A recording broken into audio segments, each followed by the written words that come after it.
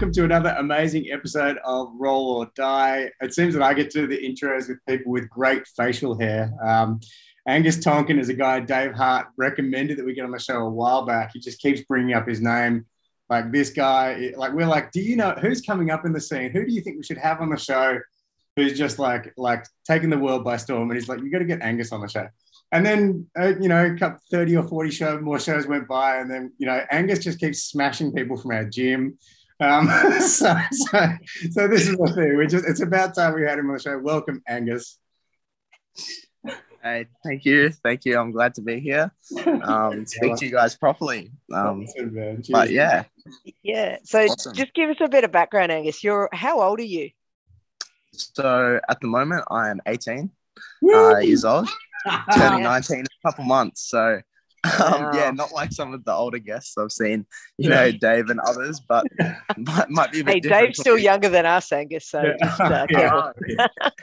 Yeah, like all the Daves have different things, like mini Dave, big Dave, but they're all baby Daves to Kim and I. That's That is true.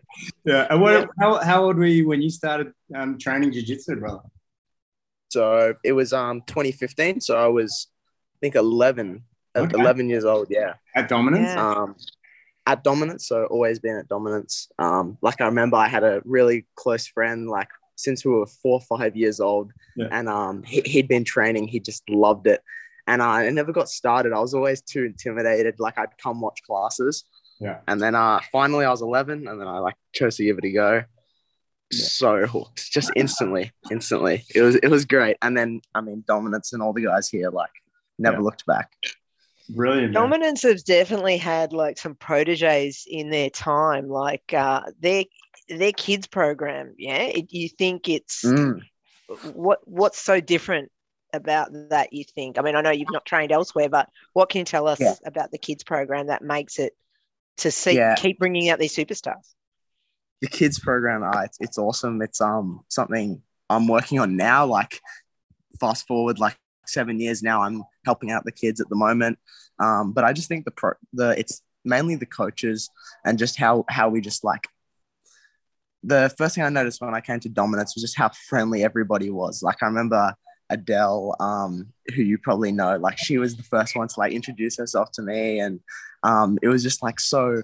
The vibe was just so welcoming, and it's always been that way. And we always get these comments with all the new guys, but I just find, that just keeping people in that way, it's just such a tight culture. It's really good for the kids, especially. Yeah, absolutely. You probably don't know this, man, but quick plug for my son and Dominance, really. But he started at Dominance, trained under, he had Adele, he had Demi, he had Lorna, he had DC, he had Lincoln training. Yeah. He went and did won all the comps, and then he went over and did Kids Worlds, and he won that. He was only 8, but it was all out Dominance, man. So I totally get that kids program, bro. It is epic. There's just people behind it. Yeah. No, it's good fun. And what comps have you got in your sights for the future? Oh man, it depends what we're talking about future, but for this year, just trying to do as much as I can. Already just getting back into it this year, felt a little rusty, to be honest. As a lot have. So just trying to compete as much as I can. This weekend I've got one coming up. There's a Dominance comp here locally, and we're running this pro division, purple, brown, black belts. Get to heel hook some people hopefully, but that's one big one. And then the main goal for this year at least is ADCC trials. Gonna give that one a crack. Wow. So yeah, awesome. And how was it for you going from the kids classes to the adult classes? How did you find that? I found that it takes a lot of resilience, I found, because as a kid, and I've always been someone who's super small, I'm 65 kilos. I was this small when I started, never grown, but I think I found it really tough because that's usually the age, 13, 14, 15, where kids start to drop off, people become teenagers and I remember only being 2 people or 3, 4 people in a class. And it was pretty hard to get the motivation, but we always had awesome coaches, and I've always had such good support from Dave and all the others. So it was tricky, but like finally, once I got a bit old, I got a bit more strength, and the adults classes, like I made the change pretty smooth. Actually, that's an interesting one, because what had my son ultimately quit was he had this string of like success, and then he came back from overseas and then started losing. It's like, when you kind of move from like the big fish in the small pond and the small fish in the big pond as you move through weight divisions and age. Exactly. Yeah. So I understand that demotivation, and then it's challenging to stay in there. Yeah, very true. No, it can get so overwhelming, like especially just being so much smaller and just being manhandled. Like there was definitely times there, like a few years ago, where I was just like had enough. Yeah. Just not having it, just big guys crushing you, and you've just got no one else like to roll with who's like, young and tiny. Yeah. But it must be intense now, because you've got like 18 years. So you're in adult division, right? And then you've got like I don't know if you're at full strength yet. Like at 18, you're not really, like, you are a man technically, but I don't think you're a man like till you're like 25. No. Right? So up against like men, what is that experience like for you? Yeah, that's a good point. I find just like it's sort of having not much strength. I've never really been into the gym. As I said, like always been like super small. I just got really good at just keeping like people's weight off me, I guess. And you get used to it in the gym. And just, it really shows, like whenever I wrestle in a competition, I just feel like the guys are so much smaller because of how big the guys I train with are. Like I can't think of really anybody as small as me in the gym. Like, so every roll, it's like I'm carrying their weight. And then at the competition, it's like, it feels a bit more cruisy. Yeah, right. So that's part of the secret of your success, is train with people bigger than you wherever possible. Yeah, I reckon. Interesting. I reckon. Yeah. Okay. And what are you doing now, Angus? Like you mentioned you're taking the kids classes. So is jiu-jitsu kind of your full-time pursuit? Are you like at uni? Are you working? Are you still at school? So at the moment I've made a bit of a shift since last year. I finished high school in November last year.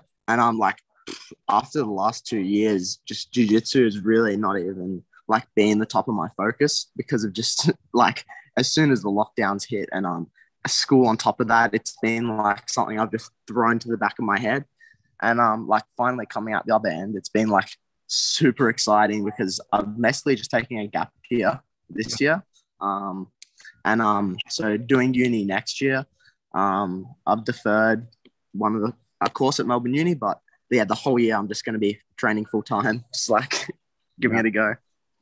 Wow, look out, other purple belts, hey? It's you're coming for them by the sound of it. You probably one of those guys who won't stay at purple for very long. I don't imagine. You're one of those motherfuckers who just fly through the ranks like 10 years on. That's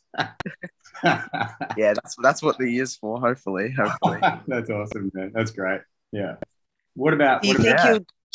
Sorry, go, Anton. I was just going to say, with ADCC, like, what prep kind of? What's the angle? What are you going to do to kind of lead up to that? What's the road to ADCC? Well, the road, it's a pretty full on road. Like, just like in here every day as it's been. Like this weekend is a big. Is going to be something big to work towards to that, because it's one of the few comps where I can look at like my leg lock game, do the heel hooks. So that's like one of the biggest stepping stones. Yeah. But then other than that, it's just workshopping things, like only being a purple belt, like I'm coming into it pretty like as the underdog, of course. Yeah. So it's like just finding my own thing where I can maybe try and surprise some people. Yeah. And what about diet? And like you said, you don't lift, but leading up to something like this, will you start to, or is it? Would I start to? Yeah. Yeah. It's definitely something I need to work on. Like I can feel it just like everywhere. Like my strength is definitely like running behind in terms of like my skill set. Yeah. Yeah. That always surprised me with Gary Tonin. Like he was always like, and I don't know if that's the same, he's like, I'll just eat whatever I want because I train so hard. So don't tell me what to eat. I'll just eat burgers all day if I want to and drink Coke. And Yeah. No, I'm still gonna win. Is that you, or are you like? No. I mean, maybe the last few years, this year, it's a bit more serious. Yeah. But we definitely have those guys in the gym. Yeah, just like whatever. And of course, I am the same. It just depends, like, on the time. Yeah. Yeah. Yeah. Awesome. And Angus, tell us about BOA. Like that was a pretty big event. So as an 18-year-old, yeah, being on that big stage, how did you find it? I found it like real good fun. Like just the whole experience. It was so new. Just yeah, like really loved it. It was also my first competition coming back from last year. And yeah, I honestly didn't expect to compete because like beforehand I had like a real big injury scare, to be honest. And yeah, I'd like what happened? Just like when I started coming back into training at the start of the year, just took it way too full on. Like, just got too excited, I think, and just like did my knee a bit. And it was like I was on crutches for a couple of weeks. Yeah, real serious. Like, it didn't feel good. And after I got the scan, it was a bit of a relief, but it turned out that I had like a bruising on the bone and some cracked cartilage, but none of the ligaments were gone. So wow. I got pretty lucky there, and it's kind of healed up. Wow. Yeah. And yeah. So tell us about the night. Sorry, I interrupted you. About yeah. BOA. Oh, yeah. Of course. So BOA. Yeah. Like, it was just like, yeah, I think it surprised me a bit. Just yeah, how just all that excitement about the event just took the nerves away completely. It wasn't like the usual, nationals or something where I felt like there's so much pressure. It was just like a sort of new experience for me entirely, and I just like went out there and just like did my thing. Didn't feel nervous. It was real surprising, to be honest, that part of it. Did you? Yeah, you look super composed. Like it's that's interesting because you would think that for a big event like that, where it's like a stage and spotlight, that you felt the opposite. Yeah, that's the thing. Yeah, you would expect the opposite, but it was pretty chill. Like just the whole environment. Like my family came out and some friends, and so it was like pretty. Just like I was just so excited that I just forgot about the importance of the whole moment, I guess. It was good. Do you have like any life experience moments where you've been out on stage in front of like 1,000 people or however many people were there, and including friends and family?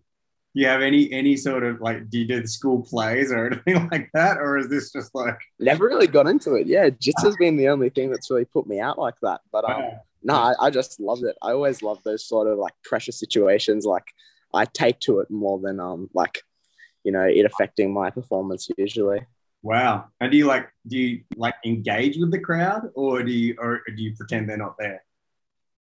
Just pretend they're not there. Okay. To be honest, I think that's the best idea, because it's pretty easy to get caught up, like when you're trying to focus on your game plan and just like the sport, and then you've just got thoughts about who's watching and all this pressure, and so just overthinking I don't think helps too much.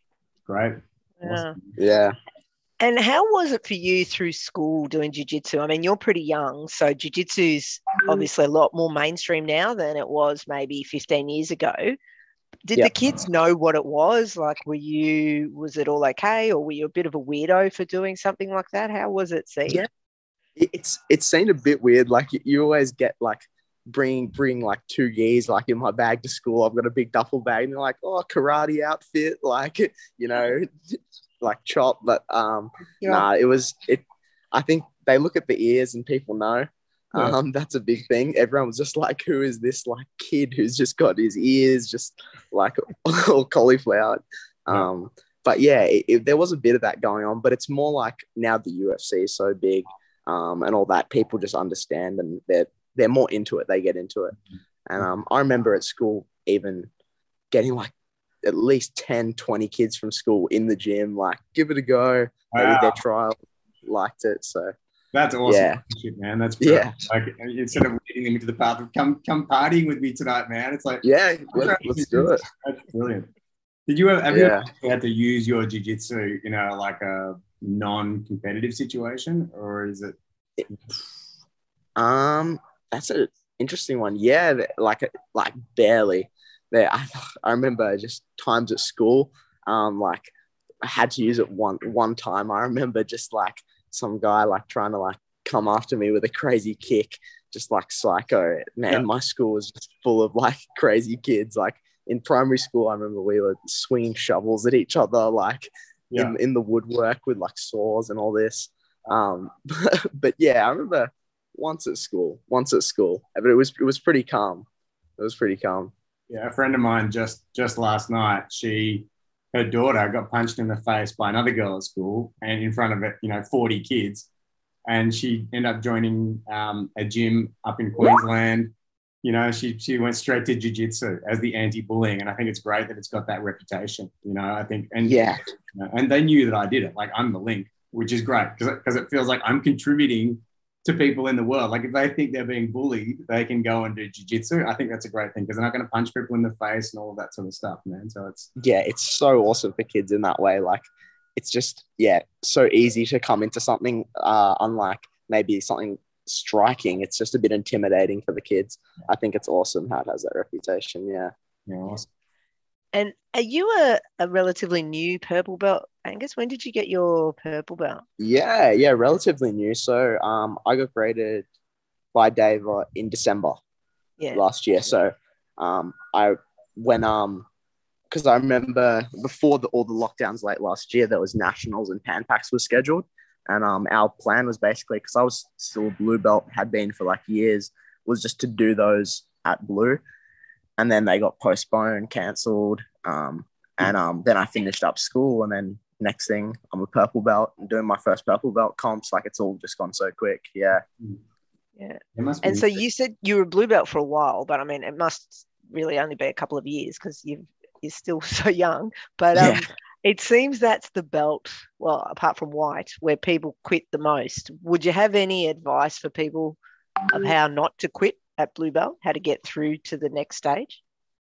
Yeah, I mean, just showing up. It seems super basic, but just showing up is always the biggest thing. That's what it just, you can definitely tell the difference between the people who show up every day and just do their thing.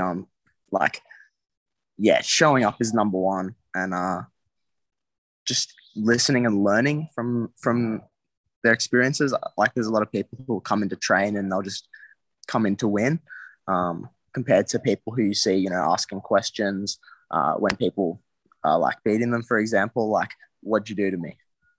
Like, how do I do this? Always just actively trying to get better. It'll almost seem like natural to just level up, and it won't feel like, as hard, I guess.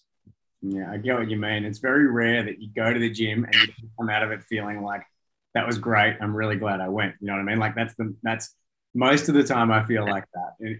Even when at times where I just don't feel like going, and it's just showing up. I agree. It's such a great tip, man. And being interested in your development, I love it.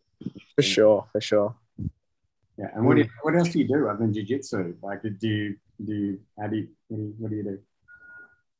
do I do? So, a big part of my life, like now from 12 basically to 9, I'm just in the gym these days. So I don't have a lot of time for much else this year, but get into my music. I get into the electric scooter riding. That's a big one recently. So I've got a nice scooter, and I'll ride into the gym. It's like 8-10 Ks into the gym, and I'll go there and back, and then there and back for lunch sometimes. So I'll end up doing a lot of riding. That's a big one.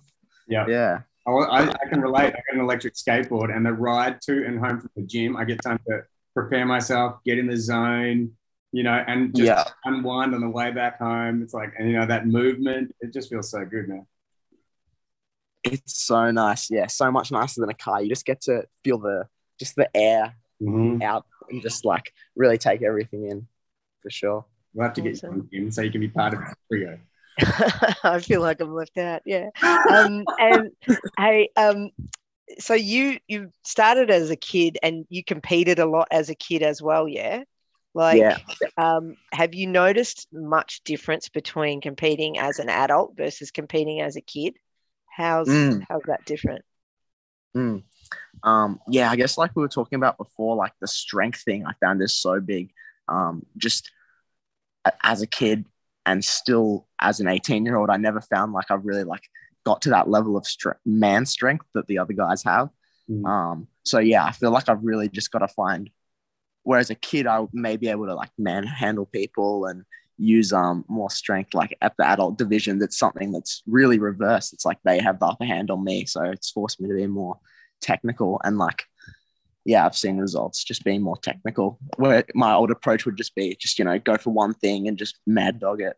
And yeah, taking a different approach, I think, solves that. So interesting. Like if I feel like when I'm competing, if I feel like I'm stronger than the other person, I will usually win. Like it's the advantage that I feel I need in order to win because I'm not that technical, right?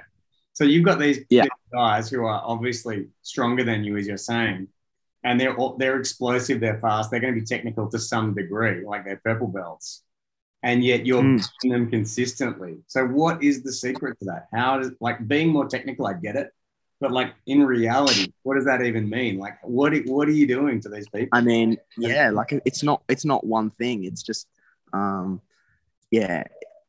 more technical. Yeah, it's not one thing. It's just being well-rounded and just I guess just having answers from all the different positions, and just like time on the mat is super important for that. Just getting a feel for the timing, I think.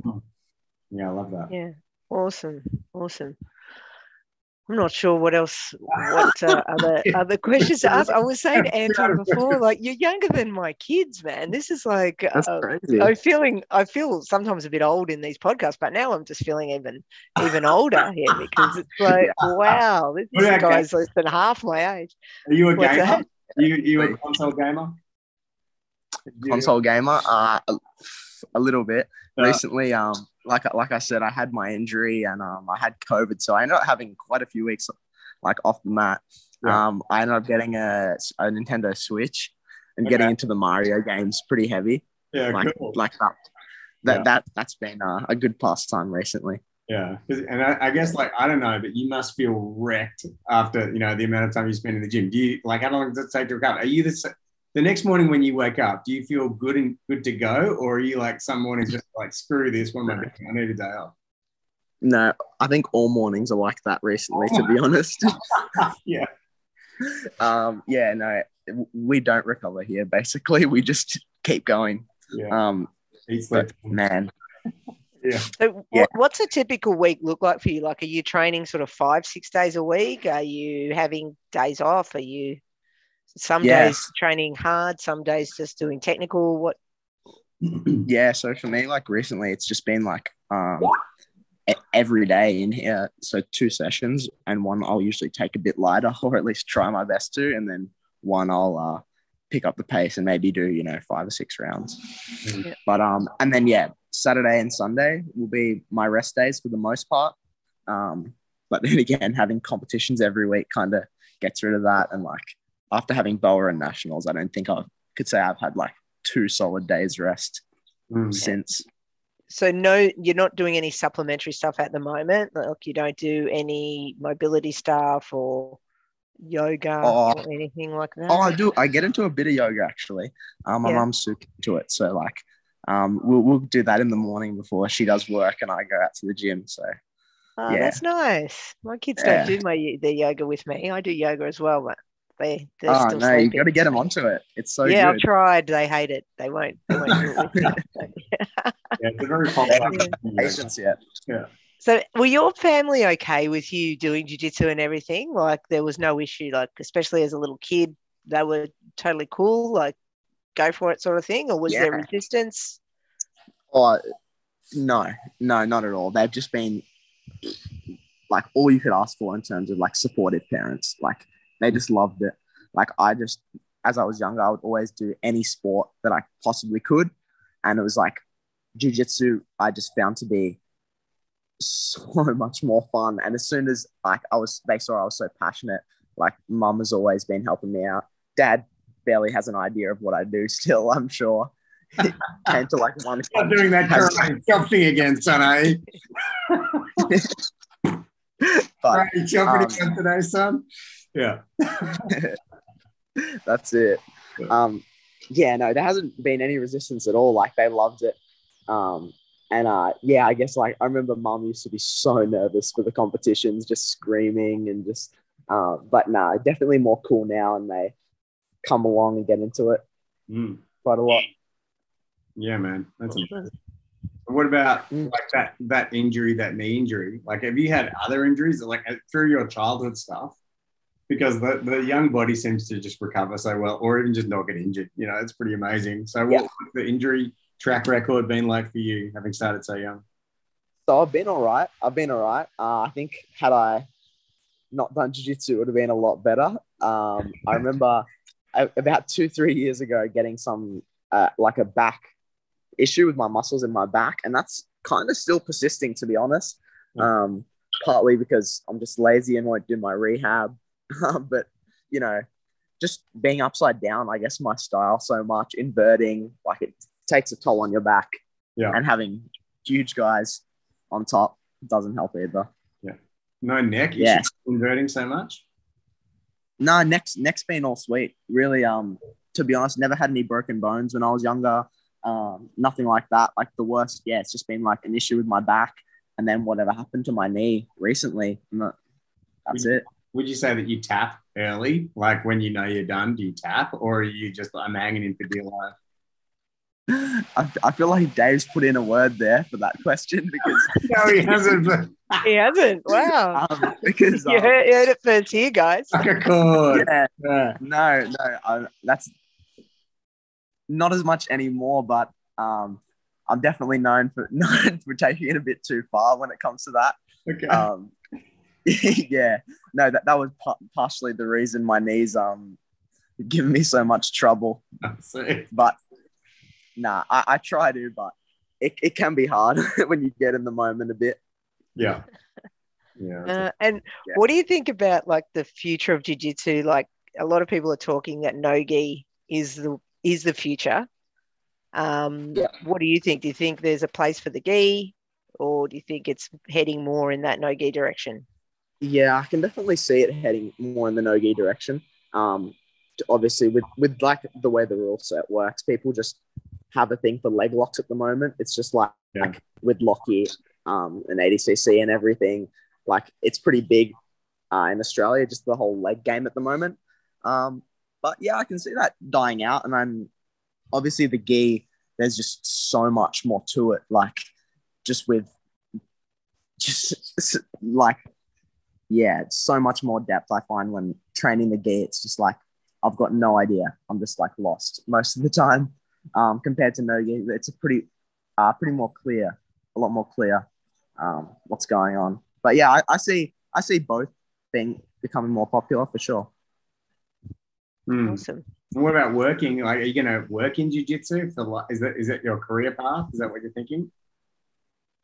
Man, that would be awesome. Yeah. But I guess that's what this year's about. It's like I'm at a phase here where like I'm not sure what exactly I want to do as a career, like academically, if I want to go down something like that, or if I want to do jiu-jitsu. So take the full run this year with just like full-time training, and then if I love it, won't look back. Yeah, well, if you love what you do, you never work a day in your life. That's that's fun. And what was the course that you deferred? So I got into commerce at Melbourne Uni. Yep. Mucking around. Yeah. It's a very jiu-jitsu, man. Yeah. It's a bit, it's not very common for the jits guys, the numbers and all that. I think that's the thing. Like, hey, I did a commerce degree. Hey, no shame in that. Like, yeah. But I mean, obviously, I'm not really using it for my jiu-jitsu, but I don't see that have to be mutually exclusive at all. You could definitely keep going with it. Yeah. Tiago has a marketing degree and he's ended up in jiu-jitsu, and it's like, that's the thing. Plenty of people go. I know lawyers who've opened florist shops. So you can probably. I think that's amazing, man. Yeah, no, I can make it work. Yeah, yeah. What about like times of day for training for you? Like one of the things I'm noticing is like if I train at night, it really it has a very different impact on me to if I train during the day, like the morning or lunch class. Does that impact you? Yeah. I definitely enjoy training during the day a lot more than night. Yeah. But in saying that, whenever I train during the day, it makes the rest of the day, like teaching and training, a lot more just tiring. Like after training lunch, and then you've got this break, and by like about now, about to teach the kids, it's like almost asleep. But then training at the night, I find it just messes up my like eating patterns. Like, because a class at like 7, like if you eat before, you're just gonna feel horrible when you're rolling. But then if you want to eat after, it's like you're eating at like 9, 10. And I can't sleep. It really wrecks my sleep as well. Like I'm wired all night if I've been trying to strangle people at night. So. Yeah, exactly. Definitely just can't stop thinking about it. Is that why I'm not seeing you in night classes anymore, Anton? I need my sleep. Awesome. All right. Well, I think we're nearly out of time, and we, I think, need to let you go and take that kids class pretty soon. So, unless you have any final parting words, Angus? No, that's great. I'm so happy to be on here. Thanks for having me, guys. It's been good. You're awesome. Anytime. You're an absolute killer, and you're a great guy, and you've got a great facial hair game. So, you can't go wrong. Agree. Like, we have had, I think, a lot of the OGs from Dominance. They pretty much dominated the Melbourne scene from like the early 2000s. So it's really exciting to have an up and comer from Dominance as well, coming through the ranks. Yeah. Old gangsters and the new gangsters. That's what it's all about. Yeah. Oh yeah. Awesome.